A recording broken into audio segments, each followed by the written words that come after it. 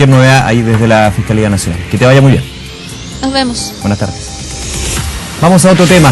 Un estudio de Tren Digital señala que si los escolares pasan más de 2 horas diarias conectados a las tecnologías de la información, estamos hablando de computadores, smartphones, tablets, pueden llegar a desarrollar problemas de socialización y baja autoestima, entre otros trastornos. Vamos a profundizar en este tema tan recurrente, especialmente para los papás que ahí de repente no saben qué hacer. Bueno, con el director de Tren Digital, Daniel Halpern. Daniel, ¿qué tal? ¿Cómo estás? Hola Nicolás, ¿cómo estás? A ver, ¿cuáles son los efectos, cuáles son los resultados que da este estudio con respecto a algo que nos rodea, el celular, las redes sociales, Facebook? ¿Qué pasa con los niños? Primero, y es una aclaración que siempre es muy importante realizar, nosotros no creemos que la tecnología per se sea negativa. Creemos que es absolutamente neutral. Depende del uso. Y depende del uso. Al igual como se vieron efectos negativos, también se vieron efectos positivos.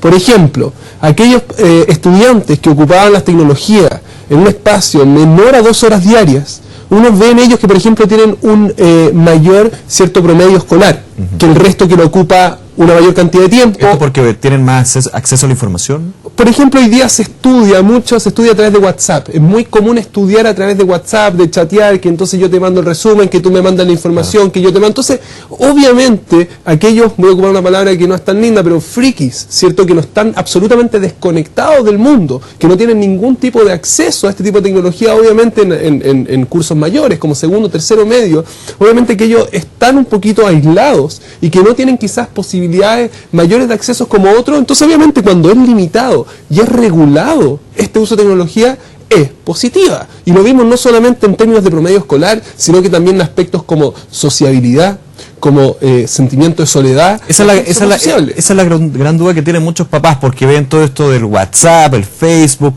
que finalmente es una conversación, pero para ellos muy impersonal, donde no está el cara a cara, el tema gestual, solamente están los emoticones. Ellos piensan muchas veces que esto de alguna manera está creando una generación que se comunica mucho más, pero a la vez es mucho menos sociable, mucho menos del cara a cara. ¿Puede ser así? Se informan mucho más. Ya. Hoy día nosotros tenemos una cultura de información, no de comunicación.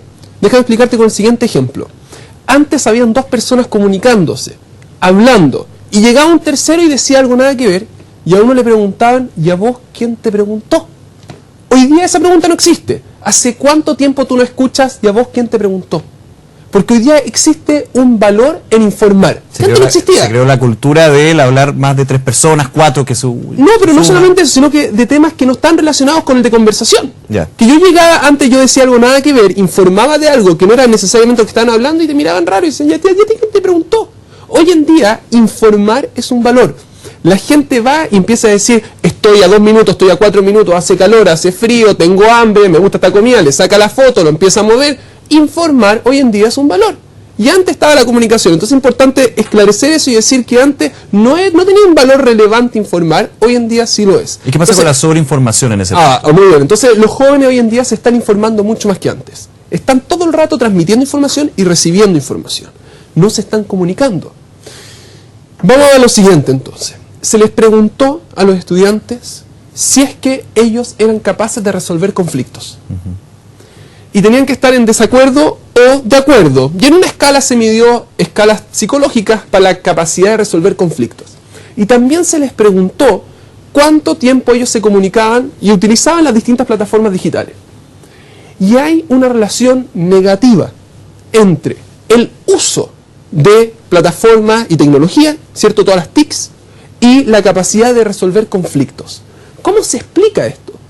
Y una de las explicaciones que nosotros le damos es la distancia social que permite la tecnología. Yo, por ejemplo, tengo un conflicto con alguien, con mi jefe, con alguien, con un amigo que no me cae tan bien, entonces yo le necesito informar y comunicar de algo.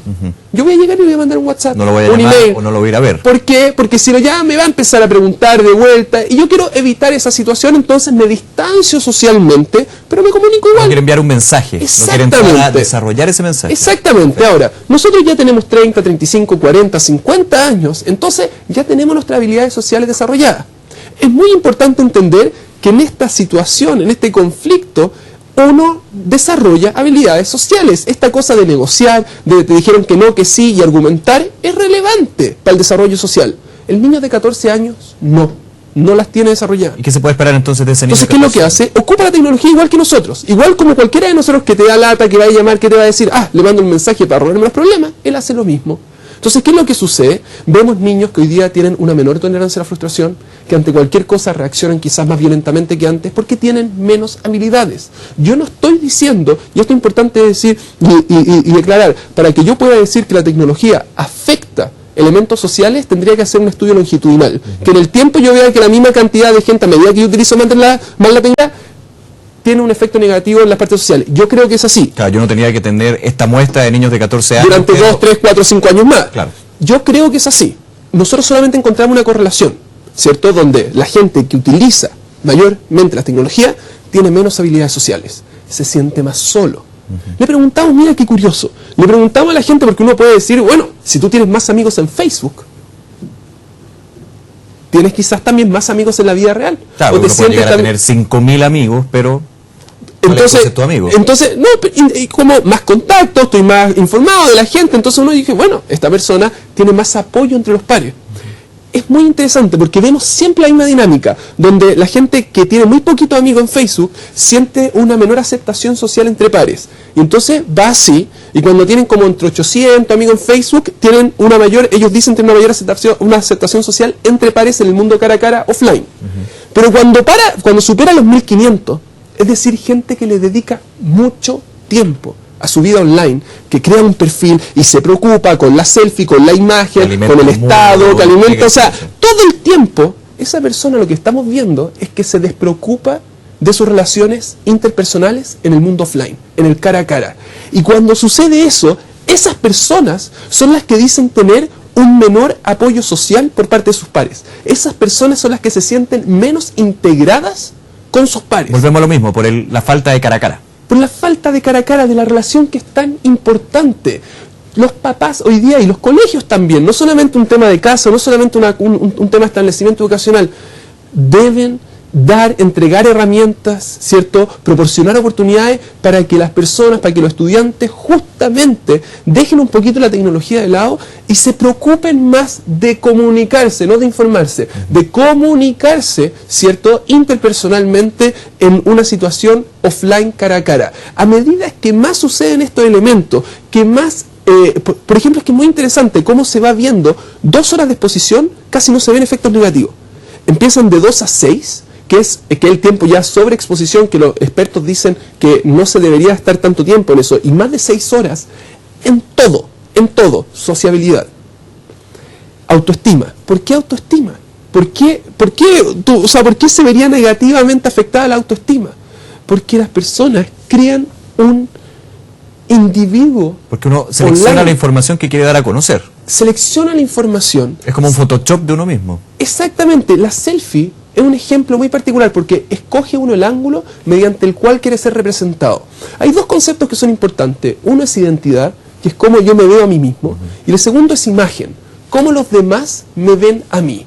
¿Y qué es lo que sucede? La persona se empieza a preocupar más de su imagen que es su identidad. Y empieza a formar una imagen que no se condice necesariamente con cómo es él. Porque quiere preocupar, darle a los demás una imagen, quiere tener una reputación mayor online, quiere decirle a los demás que él es más bacán, que él es más choro, lo que se ve ahora en los estudiantes. Entonces, ¿qué es lo que finalmente se produce? Un conflicto ahí. Donde yo, por mostrarme todo el tiempo de esa forma, empieza a afectarme el quién realmente soy. Y obviamente que la persona, como es estratégico, tú mencionaste el uso de esta imagen online, se empieza a preocupar más de cómo es, y al final, y esto es terrible, que se empieza a hacer un círculo vicioso, donde por preocuparme más del online, de cómo me voy a ver, de la estrategia, ¿cierto?, me empieza a afectar quién realmente soy, me empiezo a afectar a cuestionar cuál es el problema de por qué yo prefiero el online y no el offline y demostrarme cómo es, y eso va generando elementos negativos en los estudiantes. Daniel, con ese diagnóstico, ¿cuál es la recomendación que tienen que tener los papás? Porque muchas veces ven que el uso del celular, los tablets, los computadores, es bastante poco fácil de regular, porque finalmente está todo a la mano, está Internet como una plataforma abierta y libre. ¿Qué tienen que hacer los papás? Y también tú decías, los colegios, muy importante eso. Acá hay resultados que son penosos. Y ocupo la palabra penosos porque son penosos. Cuando nosotros les preguntamos a los papás, a los niños, ¿cierto?, si es que ellos tenían filtros parentales en sus casas. A pesar que el 94% dijo que en su casa había un computador, solamente el 6% dijo que en su casa había alguien que les controlaba el acceso a Internet. Pero cuando les preguntamos a ellos si les daban las claves de sus teléfonos a los papás o a familiares, que el 93% dijo tener, ¿cierto?, de séptimo en adelante, el 40%, no recuerdo si era el 40 o el 60%, no se los daba. Es decir, los estudiantes, los escolares, son mucho más preocupados y resguardan mucho más la información, su privacidad, que los papás en la casa. O sea, es el mundo al revés.